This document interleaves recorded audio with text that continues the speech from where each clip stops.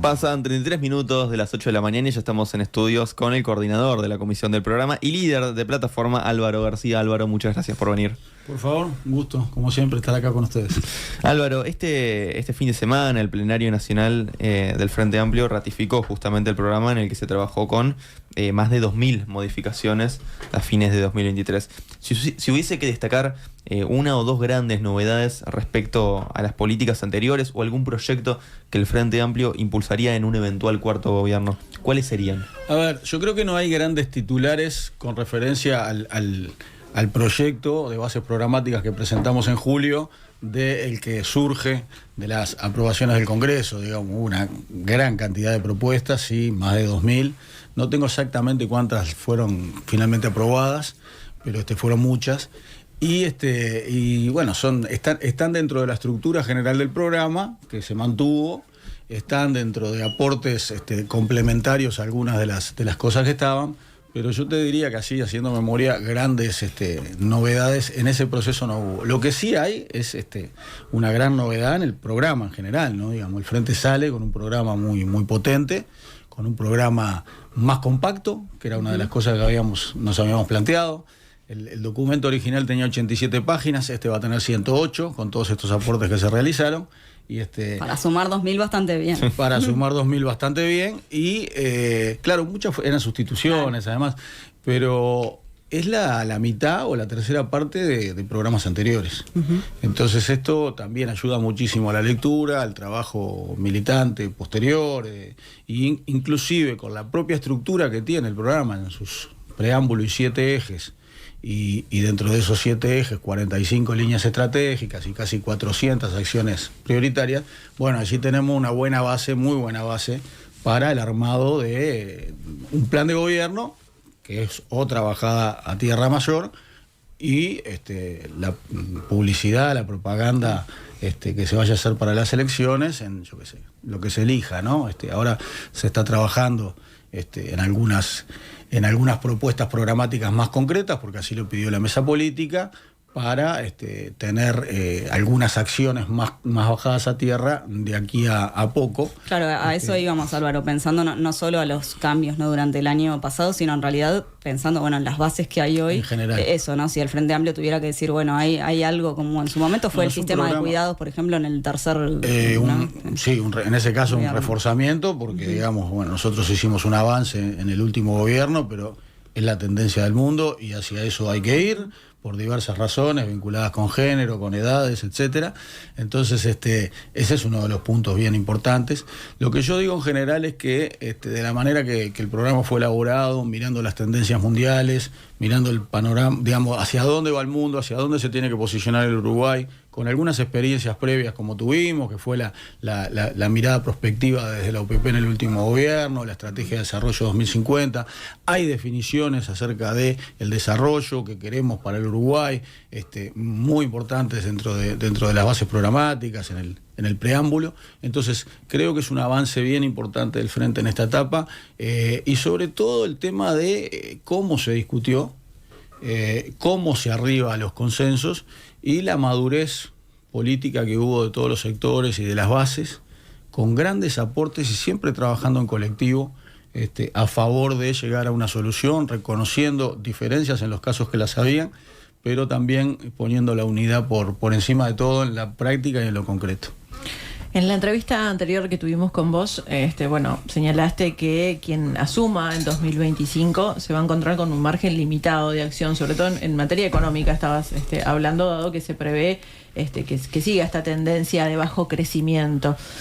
Nos planteaste que el Frente Amplio va a apostar justamente a las políticas pro crecimiento, ¿no? ¿En qué consistirían estas políticas que se plantean ahora? Y bueno, el Frente en sus gobiernos estableció determinados incentivos a favor de generar crecimiento económico.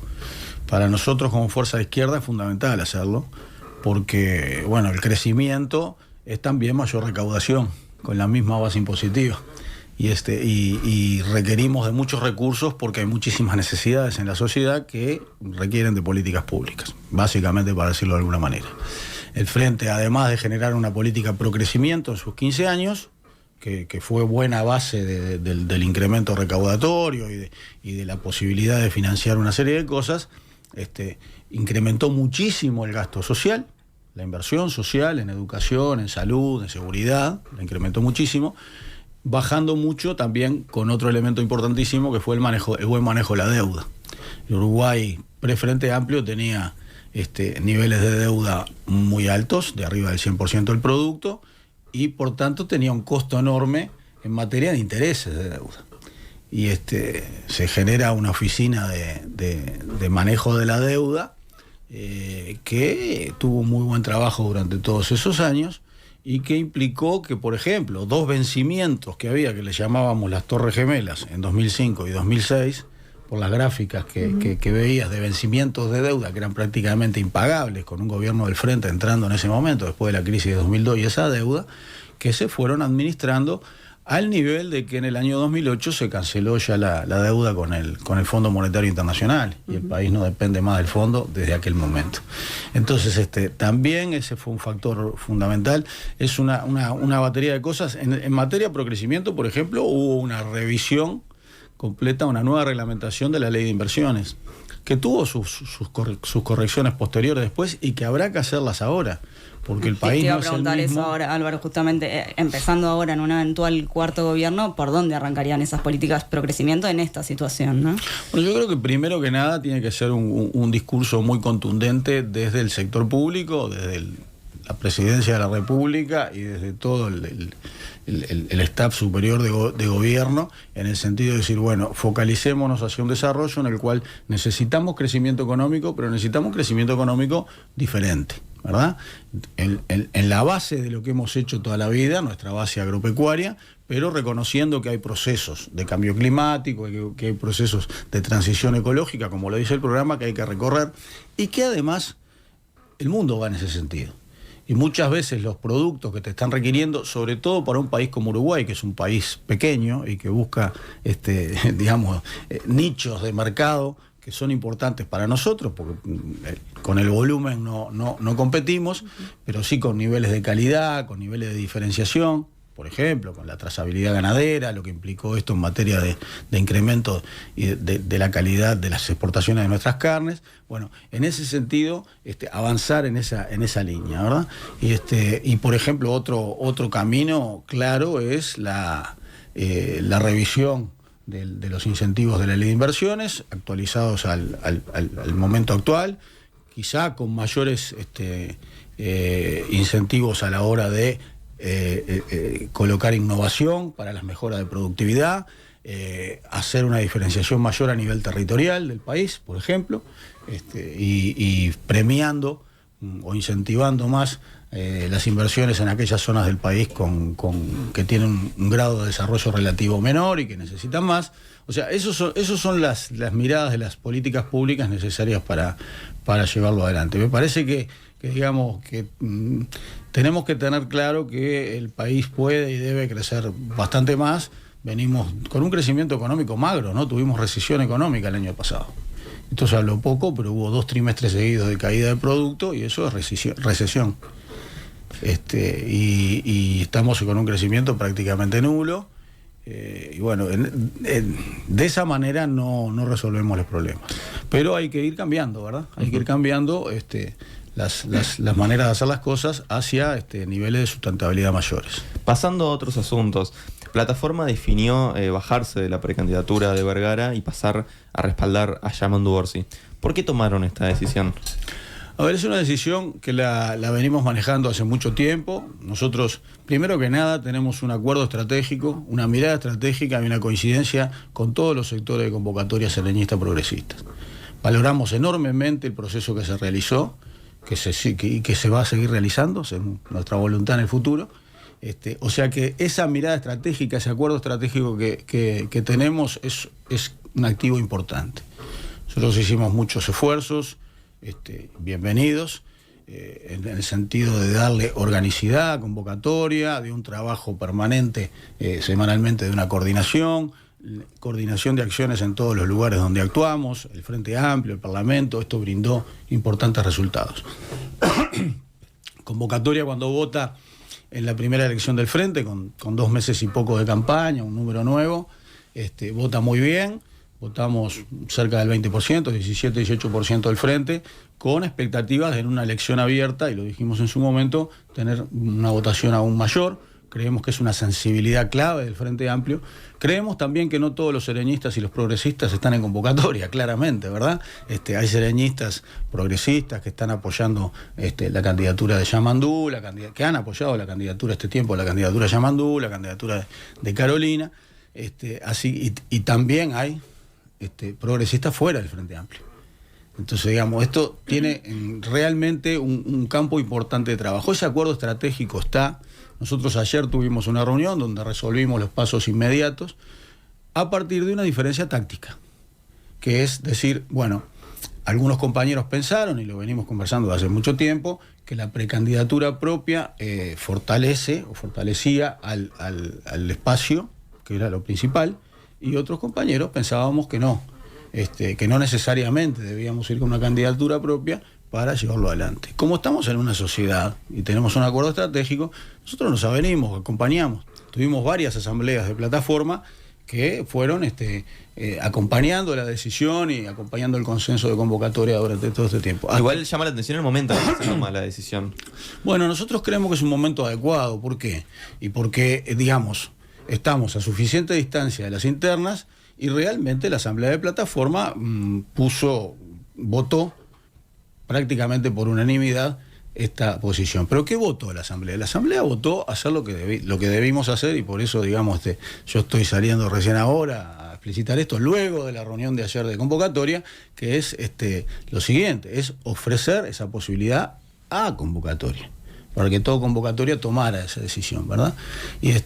Y bueno, algunos grupos la acompañaron, otros no la acompañaron. Conocimos también al Frente Río Negro, que se había alejado hace un tiempo de los niveles ejecutivos organizativos, digamos, pero que pertenece a convocatoria, su decisión sobre Yamandú. Los otros grupos tomaron la decisión de seguir con la precandidatura propia. Y lo positivo de esto, dentro de este marco, es que quedamos en el día de ayer de tener los primeros días de julio una evaluación de todo este proceso a la luz de los resultados que podamos obtener.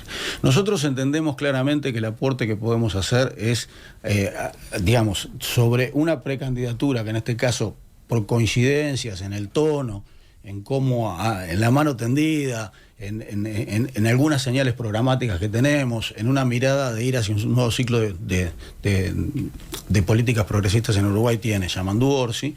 Bueno, entendemos que es muy importante hacer el aporte desde adentro de esa candidatura de todos aquellos que tienen una sensibilidad sereñista, una sensibilidad progresista, pero que entienden que el candidato debe ser Yamandú Orsi. Y hay mucha gente. ¿Esas características no las encontraban en Vergara? Mario es un excelente compañero, es un excelente candidato, pero la elección se polarizó y viene polarizada hace mucho tiempo. Quizás esa tarea era una tarea titánica y nosotros la acompañamos en la medida, hicimos el esfuerzo para que se pudiera competir en este marco.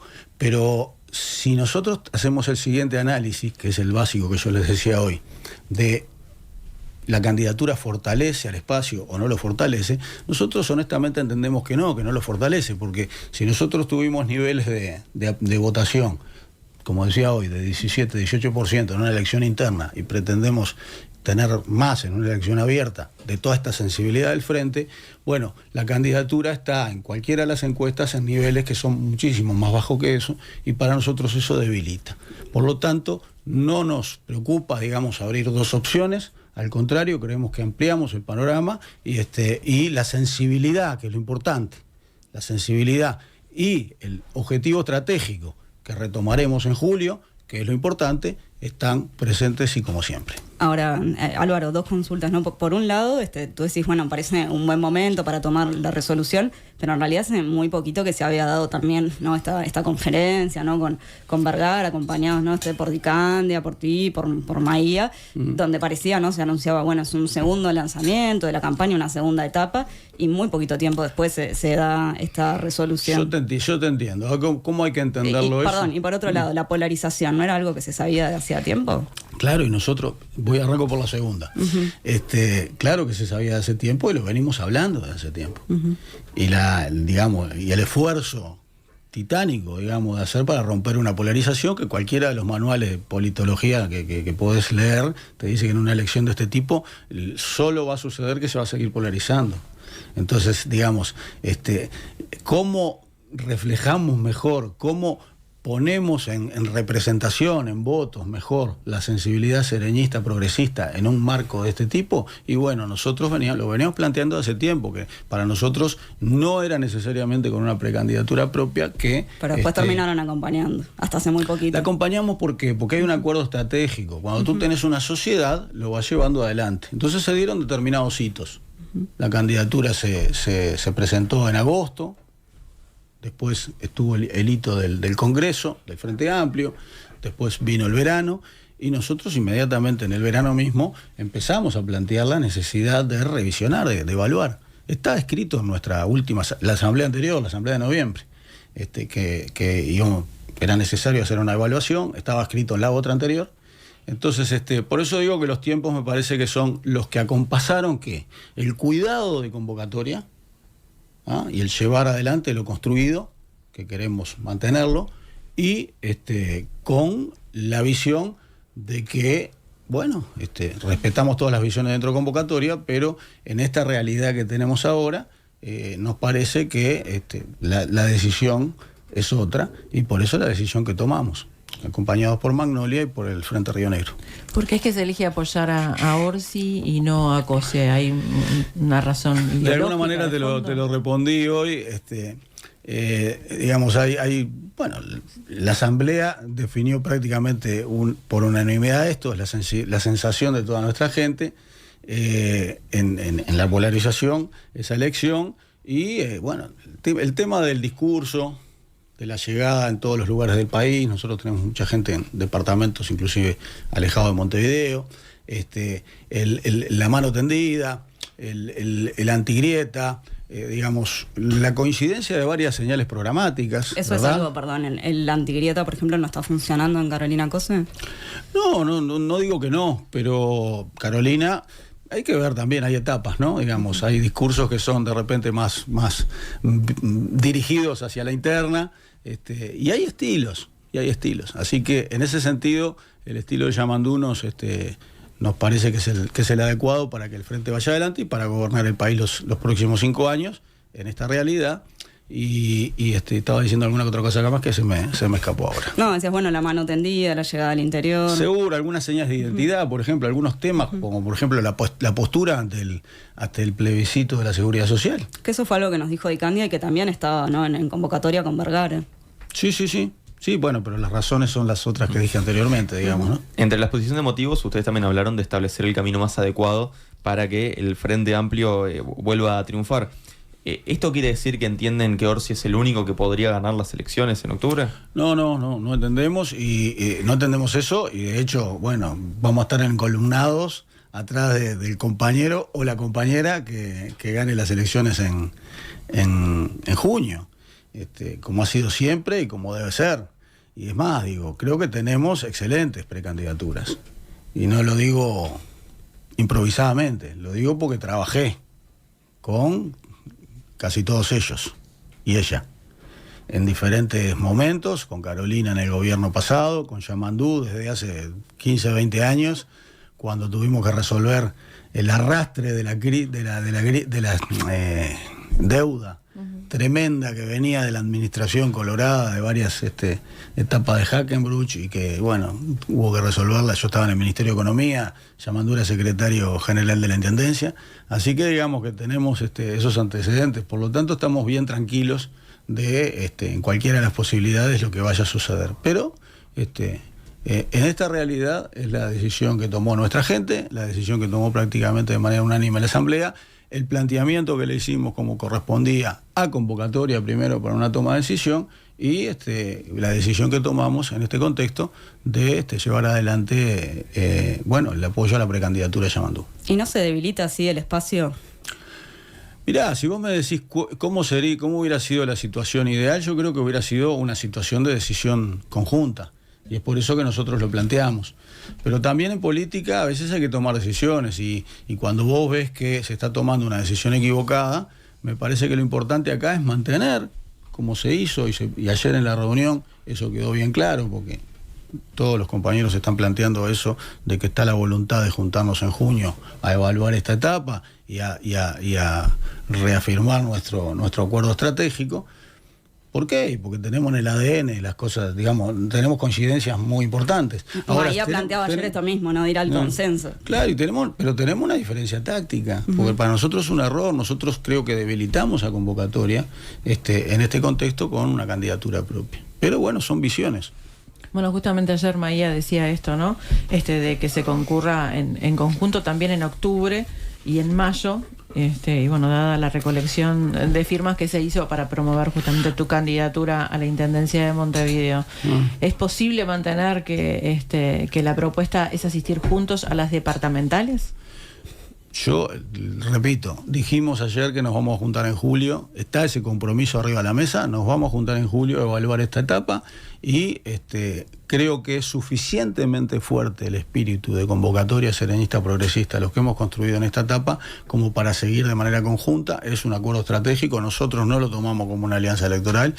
Y eso implica después las elecciones nacionales en octubre e implicará las elecciones departamentales en adelante. Pero no se crean que es sencillo armar esto a nivel nacional. Nosotros nos pusimos un objetivo para octubre de ir con una lista única a nivel nacional y de ir con listas únicas departamentales. No son objetivos sencillos, pero bueno, y los iremos transitando. Yo creo que lo que cuesta construir un espacio de este tipo, hemos hecho un trabajo que nos ha permitido llegar a donde estamos, que tuvimos esta diferencia ahora, pero que pasado, como decía el general Serén, y las elecciones internas, está la mañana siguiente, y allí tendremos que retomar ese camino. Ahora, cuando Maía dice octubre seguro y seguramente mayo, ¿compartís eso? Yo creo que todas las instancias, si nosotros reeditamos y llevamos adelante este acuerdo estratégico, son todas las instancias que vengan para adelante. Pasando a otros asuntos ahora, Álvaro, la semana pasada la agencia Moody's Rating anunció la suba del grado inversor para Uruguay. Sobre esto, la ministra Arbeleche dijo que la decisión se basa básicamente en el manejo responsable de las finanzas, la reducción de la inflación y también se refirió a la aprobación de la reforma de la seguridad social. ¿Qué opinas de estas conclusiones que saca la ministra? Bueno, en primer lugar, que haya una buena calificación de deuda para el país es muy bueno. Y así sucedió durante nuestros 15 años, que fue mejorando de manera permanente, obteniendo el grado inversor en varias de ellas y teniendo hoy, el Uruguay hace muchos años, grado inversor. El tema es el siguiente, la medición para tener... En el mundo que estamos hoy hay cierta cantidad de consultoras, que en definitiva son eso, de las calificadoras de riesgo, a las cuales el mundo después sigue prácticamente en un comportamiento de manada, ¿no? Las calificadoras dicen es así y gran cantidad de inversores en todo el mundo tienen el respaldo de que una calificadora dice eso para poder ir a invertir de manera más segura y hasta en algunos casos no perder el trabajo si se equivocan porque lo dijo la calificadora. Y si se equivoca la calificadora. Ese es el mundo que tenemos hoy en día, así está ordenado. Entonces, nos guste o no, el hecho de tener grado inversor es muy importante para un país, porque hoy decíamos al principio de que el Uruguay tenía costos enormes en materia de intereses de deuda en su momento, y eso era porque no tenía grado inversor. O sea, el grado inversor te provoca que tengas una prima de riesgo como país, que es decir, una parte de la tasa de interés que va a ser mucho más alta si vos son un país más riesgoso, y muy pequeña si no sos riesgoso o si sos un país que tiene grado inversor. Y eso sucedió, por eso es muy importante para gastar menos plata en intereses y poder dedicar esos recursos a inversión social, por ejemplo, por decirlo de alguna manera, o infraestructura. Entonces este tema es importante. Ahora, las razones por las cuales la ministra dice que es esto, son razones que las calificadoras también la toman. La baja de la inflación, claro, le faltan otras caras, ¿no? Que también faltaron en el discurso de la ministra de Economía, que cuando lo hizo hace unas semanas. Dijo solo la parte buena, la cara linda de la moneda, pero no la otra. En el caso de la inflación, ha habido unas políticas llevadas adelante por el Banco Central que han llevado a una reducción de la inflación importante. Eso tiene bastante que ver con que haya una mejora del salario real a mayor ritmo, ¿verdad? Ojo que hubo pérdida de salario real durante todo este tiempo, pero se estaría llegando más rápidamente a los niveles de 2019 porque bajó la inflación, ¿verdad? Entonces, el hecho de que baje la inflación implica una recuperación del salario real, pero se olvidó la otra cara de la moneda, que es el tema del tipo de cambio.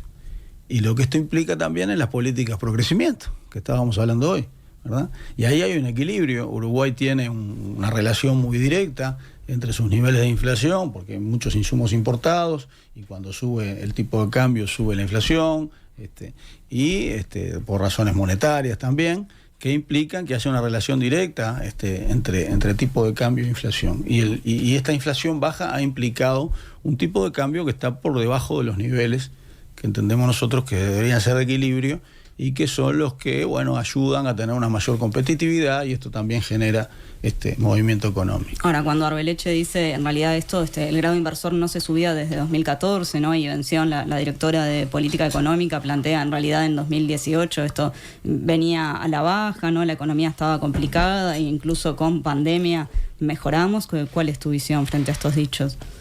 Los últimos 5 años de gobierno del Frente tuvimos un crecimiento económico más bajo. 5 años de crecimiento, los 5 años, pero fue menor. Por lo tanto, hubo una meseta, digamos, en este tipo de indicadores y de los temas del grado inversor. Por el lado del resultado fiscal no escuché ninguna argumentación allí, pero estamos más o menos en niveles similares a los que tomó el gobierno en aquel momento. Entonces, el Uruguay tiene, de hecho, un prestigio importante a nivel internacional. El Uruguay, manejando su deuda de manera adecuada, va a seguir teniendo el tema del grado inversor. ¿Cuál es el tema de la deuda? El tema de la deuda tiene mucha relación con el resultado fiscal. Es lo mismo que nos pasa a cualquiera en nuestro bolsillo, digamos. No podemos seguir gastando indefinidamente. Si tú gastas indefinidamente, siempre vas a tener una mayor deuda, y esa mayor deuda te termina condicionando el tema de la calificación. Entonces, el tema es cómo medir la deuda, porque hay deudas sociales también. Entonces, las calificadoras se focalizan prácticamente en lo económico, y es su rol. Pero el Frente Amplio celebraba, ¿no? Cuando las calificadoras se evaluaban bien. Es por lo que te decía hoy. Pero es por lo que te decía hoy.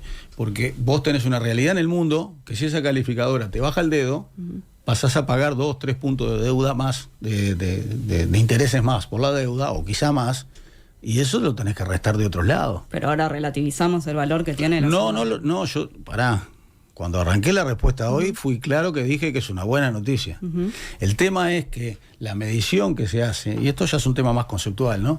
La medición que se hace en niveles de deuda, o mirar solo lo económico hoy en el mundo, de mi modesto punto de vista, no alcanza. Porque vos podés reducir el gasto público, como ha sucedido en este momento, y podés tener una situación social muy complicada, como la tenemos. Entonces, digamos, hay un equilibrio necesario ahí. Y ahí sí hay una diferencia sustancial. Entonces yo creo que es importante tener buenos niveles de calificación de deuda, por las razones que decía anteriormente, pero que en la mirada del Frente Amplio es más amplio. Esto no es solo un tema de números económicos, sino que también, está toda la situación social del país. Por supuesto que en una mirada de desarrollo sostenible está la situación ambiental y los factores culturales. Y ese es el concepto de desarrollo, volviendo al inicio, que plantea claramente el programa del Frente Amplio actualmente. Entonces, la realidad es más compleja y no es tan sencilla, así que no se puede mirar solo ese indicador. Pero ese indicador es muy importante por la razón que decía anteriormente, porque nosotros precisamos pagar la menor cantidad de intereses posibles a favor de tener un mayor gasto público en políticas que se necesitan para cubrir las otras áreas. Ahora, siguiendo con la pata económica y de cara al futuro, existe una promesa de algunos actores del oficialismo, empezando por Álvaro Delgado, el nacionalista Álvaro Delgado, de no crear impuestos en un eventual próximo gobierno. Hay dos problemas, ¿no? Digamos, el gobierno aumentó los impuestos vamos a seguir discutiendo eternamente. Lo que pasa es que en la mirada del gobierno que la agencia de publicidad le dice que debe repetir como un dogma de que no aumentaron los impuestos y de que no le pusieron la mano en el bolsillo a los uruguayos, lo seguirán repitiendo, pero aumentaron impuestos, ¿no? Cuando redujeron la devolución del IVA en medios electrónicos, cuando cambiaron los criterios de las diferentes francas del IRPF y del IAS, que esto implicó aumentos de recaudación. Bueno, esos fueron aumentos de impuestos. Y en segundo lugar, es una afirmación muy facilonga, diría yo, ¿no? Para emplear una palabra bien técnica, ¿no? Creo que hablan para la tribuna absolutamente y me parece que es una afirmación bastante irresponsable. Porque tú no sabes las situaciones que podés tener en un país y no podés, y la recaudación en un país es parte de el sustento de un Estado que cumple con muchísima, enorme cantidad de tareas. Estamos teniendo ahora inundaciones, por ejemplo, y hay una serie de mecanismos estatales que a veces se invisibilizan, ¿no? Entonces hay algunas miradas que no ven que hay necesidad de tener mecanismos estatales importantes. ¿Podría ser necesario aumentar algún impuesto? El programa del Frente Amplio no tiene antojeras en ese sentido, y bueno, plantea diferentes posibilidades, pero no es un tema para profundizar en una campaña electoral, ¿verdad? Porque es un tema que ha sido utilizado históricamente y la realidad de cualquier tipo de medida de este tipo a veces no se puede ni prever en el comienzo de un gobierno. ¿Ah? Entonces, en un plan de gobierno sí lo puede haber. Hay países que han tomado medidas, ¿no? Estados Unidos, Brasil, la propia Colombia cuando entra Petro, pero tenemos que estar más cerca del cambio de gobierno y forma parte de un plan de gobierno. El programa establece claramente las bases sobre las cuales se debería trabajar en esto. Yo en particular creo que hay necesidad de tener una revisión importante en la reforma de 2007 y los impactos que ha tenido y hacer un aprendizaje, porque estamos llegando casi a 20 años de la implementación de la reforma, que fue una muy buena reforma y que, bueno, necesariamente requiere de ajustes en 20 años, ¿no? Entonces allí habrá que ver. Nosotros descubrimos por el camino algunas cosas que fueron malas, pero malas no por la reforma, sino por cómo después se reaccionó de parte de determinados sectores. En 2016 se descubrió que, ustedes recuerdan que la reforma del 2007 crea el impuesto, uno de los impuestos al capital que creó fue sobre el pago de dividendos de las empresas. Con el buen criterio de la reforma de 2007, de decir, bajo el impuesto a la renta general de las empresas, para que las empresas puedan reinvertir, tengan una mayor posibilidad de reinversión, para reactivar, eso fue una medida pro crecimiento en su momento, pero si la distribuyen, o sea, si sacan la plata de la empresa, si la distribuyen a sus accionistas, se paga un impuesto al capital que no existía, y se creó en ese momento el 7%. Bueno, eso fue en 2007. En 2016 descubrimos de que pasados 9 años, 8 años, 9 años, el 85% de las empresas del Uruguay no habían distribuido dividendos, cosa que a todas luces es imposible, porque ¿de qué vivían sus dueños? ¿Verdad?